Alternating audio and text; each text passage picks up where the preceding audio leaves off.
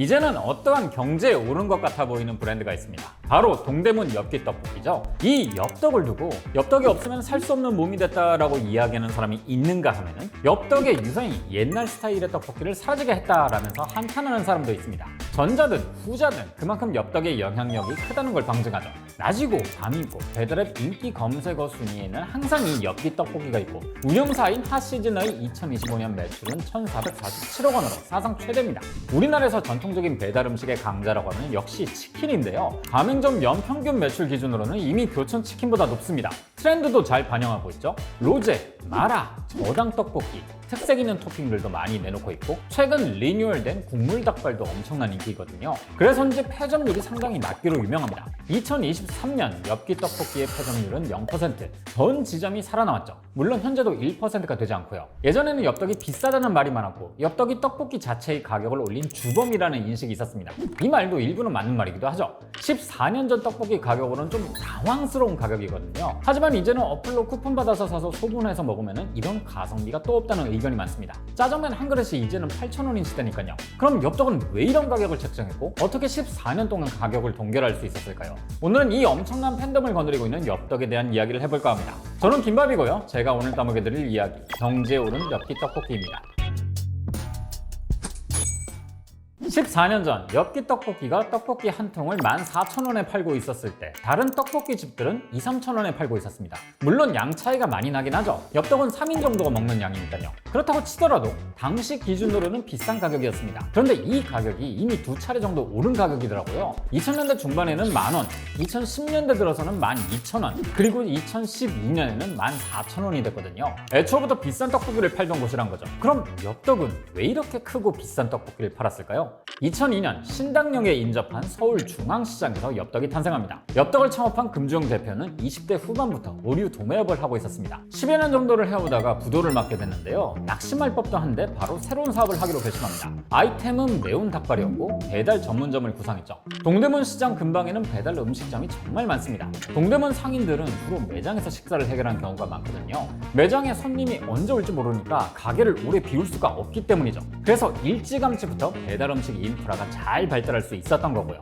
또 이런 의류 도매 시장은 낮이 아닌 밤부터 새벽까지 영업을 하는 게 일반적입니다. 이건 그만큼 야식 수요가 많다는 걸 의미하죠. 금주영 대표는 이곳에서 오래 일해왔던 만큼 시장 상인들의 생활과 소비 패턴을 정확히 알고 있었습니다. 그렇기 때문에 매운 닭발이란 메뉴도 인기가 있을 거라 짐작했죠. 동대문 의류 시장에는 여성이 많았고 닭발은 여성들이 좋아하는 메뉴 중 하나였거든요. 가격도 저렴하고요. 자, 이렇게 2002년 중앙시장에 약 4평 공간의 가게를 빌려서 땡초 불닭발이란 매장을 차립니다. 이곳이 엽떡의 첫 번째 매장이었죠. 가게가 아주 좁았기 때문에 테이블을 놓지 못했고 배달 전문으로 세팅을 했습니다. 그럼 왜 하필 중앙시장에서 장사를 시작한 걸까요? 우선 신당역에 있는 서울중앙시장에서 동대문 의류 도매시장까지는 걸어서 10분입니다.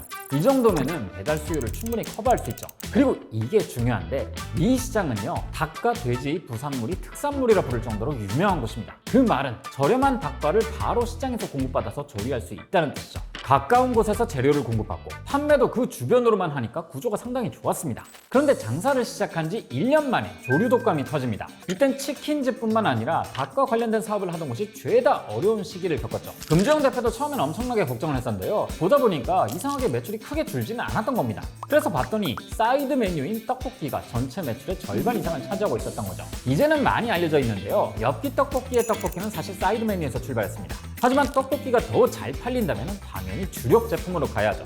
그렇게 떡볶이는 엽기 떡볶이라는 이름으로 메뉴에 올라갑니다. 2000년대 초반에는 엽기란 단어가 유행이었습니다. 일반적인 것에서 벗어난 괴상한 일을 표현할 때 쓰는 말인데 아주 잘 어울리는 이름이었죠. 불닭발에 쓰던 양념을 떡볶이에 넣은 거라서 일반적인 떡볶이보다 훨씬 더 매웠으니까요. 이렇게 탄생한 엽기 떡볶이, 가격이 꽤 나갔습니다. 2000년대 중반부터 이미 10,000원이라는 기사가 존재했거든요. 기사에 따르면 이때도 치즈가 기본으로 들어가 있는 것 같고 계란찜과 오이 냉국이 서비스였던 것 같더라고요. 그럼 엽떡은 대체 왜 이렇게 큰 용량의 비싼 떡볶이를 만들었던 걸까요? 이유는 두 가지로 추정됩니다. 우선 첫 번째, 떡볶이는 기존에 팔던 불닭발을 대체하는 메뉴였기 때문입니다. 불닭발의 수요가 떡볶이로 넘어가는 상황에서 엽떡의 가격을 저렴하게 책정하면 매출이 곤두박질 칠 우려가 있거든요. 그래서 양은 푸짐하게 하되 그 안에 치즈, 비엔나 소스 같은 부가적인 재료들을 넣고 풍성한 구성으로 만든 게 아닐까 하는 거죠. 이렇게 하면 가격은 닭발과 비슷하게 책정할 수 있고 매출에 미치는 영향을 최소화할 수 있을 테니까요. 두 번째는 동대문의 특성 때문인 것 같습니다. 동대문 의류 도매 상인들은요, 부부나 가족이 같이 일을 하거나 직원을 두는 경우가 많습니다. 이 정도 양에 이 정도 가격의 떡볶이를 두세 명이 같이 먹는다는 관점에서 본다면 이게 아주 비싼 음식은 아닌 거죠. 그리고 당시 떡볶이는 떡과 어묵이 거의 전부였는데요. 소시지 같은 다양한 토핑들도 넣었기 때문에 식사 같은 느낌도 듭니다. 일반적인 떡볶이가 학생들의 간식이었다면 엽떡은 시장 상인들에겐 최고의 야식 메뉴였죠. 엽떡은 점점 시장 밖으로도 소문이 나기 시작했습니다. 매장 수도 천천히 늘어났죠. 이후에 생긴 엽떡 매장은 배달도 했지만은 매장을 넓혀 테이블도 놓고 사람들이 먹고 갈 수 있게 세팅을 했습니다. 하지만 당시는 확장 속도가 엄청나게 느렸습니다. 지나치게 맵기도 했고 가격이 비싸기도 했으니까요. 혼자 먹을 만한 양도 아니니까 이런 것들이 진입장벽으로 작용한 거죠.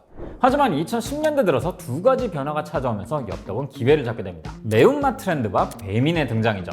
아시는 것처럼 2010년대 초반은 우리나라에서 전부 다 더 매운맛이 트렌드로 자리를 잡았습니다. 불닭볶음면이 등장한 것도 바로 이 시기니까요. 정확히는 2012년과 2013년쯤부터 사람들이 더 매운맛을 찾아다니기 시작했습니다. 이 사람들 눈에 엽떡이 걸려들었죠. 또 다른 매운 떡볶이 중 하나인 신전 떡볶이도 이 시기쯤부터 상승세를 탔고요.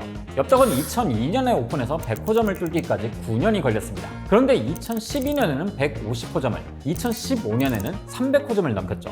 이게 사람들이 매운맛을 찾게 된 시점과 정확하게 일치합니다. 그리고 2010년대에는 외식 시장에서 일어난 빅 이벤트 중 하나, 배달앱의 등장이죠. 배민을 필두로 각종 배달앱이 등장했고 배달 음식이 덕분에 폭발적으로 성장했거든요. 엽떡은 사실 배달앱을 위해서 태어났다고 봐도 될 정도로 배달과 찰떡인 아이템입니다. 애초에 배달 떡볶이로 만들어지기도 했으니까요. 그런데 더 중요한 건 가격입니다. 자, 배달 자체는 유료 서비스입니다. 배달을 하고도 수익이 남으려면 주문 금액이 일정 수준 이상이어야 하죠. 배달앱에서 최소 주문 금액을 설정해 놓는 게 이것 때문이니까요. 그런데 떡볶이 같은 분식류는 1인분 가격이 워낙 저렴하기 때문에 최소 주문 금액을 맞추기 위해서는 별로 먹고 싶지 않은 것까지도 시켜야 합니다. 하지만 엽떡은 구성이 심플하죠. 그 금액을 맞추기 위해서 다른 메뉴를 추가할 필요가 없으니까요. 초반에는 양이 너무 많으니까 혼자 시키기엔 부담스럽다는 인식이 있었는데요. 요즘에는 1인 가구 엽떡 보관법이라든가 남은 엽떡을 활용한 레시피를 공유하는 컨텐츠들도 많이 등장했더라고요. 아무튼 덕분에 엽떡은 전체 주문량의 약 70%가 배달일 정도로 배달이 높은 비중을 차지하고 있습니다. 그래서인지 다른 떡볶이 브랜드들도 나중에는 이 모델을 차용했죠. 떡볶이를 1인분이 아닌 2, 3인분의 양으로 늘리고 좀 더 다양한 부가재료를 넣는 방식으로요. 엽떡의 가격 인상이 초창기에만 이뤄졌다는 것도 재미있는 부분입니다. 두 차례에 걸쳐서 가격을 올려서 최종적으로 14,000원이 된 시기가 155점을 돌파한 2012년입니다. 이후 14년 동안 가격을 완전히 동결했죠. 그 사이 가맹점 수는 거의 700여 개에 근접해 가고 있고요. 이렇게 폭발적인 성장을 하는 동안 가격을 올리지 않았기 때문에 엽떡은 상대적으로 가성비라고 불리게 됐죠. 요즘 같은 고물가 시대에 10대 학생들도 3명이서 시키면 5,000원씩만 모아서 내면 되거든요. 물론 14년 전 이 가격으로 떡볶이를 판 게 선 넘은 게 아니냐 이런 반응도 많긴 합니다. 가격을 오랫동안 동결할 수 있었던 이유 중 하나는 수직 계열화 덕분입니다. 엽떡은 핵심 원재료인 떡과 어묵을 자체 생산하고 있거든요. 재료가 만만해 보이긴 해도 이걸 만드는 자체 공장을 구축한 건 완전히 다른 이야기입니다. 엄청난 투자를 필요로 하죠. 실제로 엽떡의 가맹본부인 핫시즈너가 제조와 물류 인프라에 계속 자금을 투입하면서 유형자산 규모가 크게 늘기도 했거든요.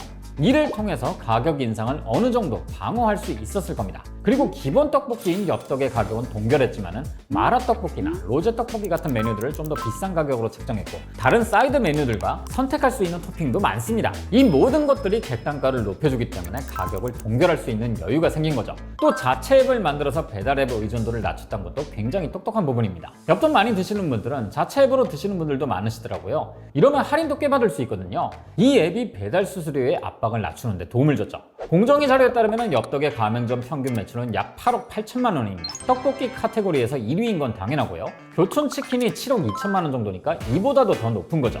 사실 제 생각엔요, 엽떡이 떡볶이를 메뉴로 낼 수 있는 수익의 고점에 임박했다 봐도 무방한 것 같습니다. 이 정도면 정말 많이 먹는 거거든요. 그리고 본사인 핫시즈는 2024년 매출이 1230억 원, 영업이익은 51억 원이었는데요. 25년에는 매출 1447억에 영업이익 39억 원으로 매출은 늘었지만 오히려 영업이익은 줄어들었습니다. 이건 지금까지는 잘 버텨오고 있지만 언젠가 가격 인상 카드를 만지작거릴지도 모른다는 거죠. 14년 가격 동결이라는 이미지가 깨져버리면 가성비란 이미지에도 당연히 균열이 갈 것 같긴 한데요. 물론 이건 좀 더 지켜봐야 할 것 같긴 합니다. 어렸을 때를 생각해보면 떡볶이를 식사로 먹는다는 느낌보다는 간식처럼 소소하게 한 접시씩 사 먹었던 것 같습니다. 저는 사실 종이컵에 담겨있는 컵떡볶이도 많이 사 먹었거든요. 근데 지금의 10대나 20대 초반이신 분들은 떡볶이 하면 이런 세숫대야만한 용기를 떠올리시는 분들이 많겠다라는 생각이 들더라고요. 이런 점에서 보면 엽떡은 매운맛 떡볶이라는 카테고리를 탄생시켰다라기보다는 떡볶이를 소비하는 모습을 아예 바꾼 기업이라는 생각이 듭니다. 엽떡에서 영감을 받아 생겨난 떡볶이 집들도 굉장히 많을 테니까요. 확실한 것은 우리는 전보다 더 많은 떡볶이를 먹게 됐다는 거죠. 자, 엽떡은 언제까지 14,000원의 가격을 유지할 수 있을까요? 만약 가격을 올린다면 거센 반발에 부딪히게 될까요? 아니면 오랫동안 가격을 유지했으니까 소비자들도 뭐 그럭저럭 납득하게 될까요? 오늘은 엽떡에 대한 여러분들의 생각을 남겨주셔도 좋을 것 같네요. 그럼 저는 다음 주에 다시 뵙겠습니다.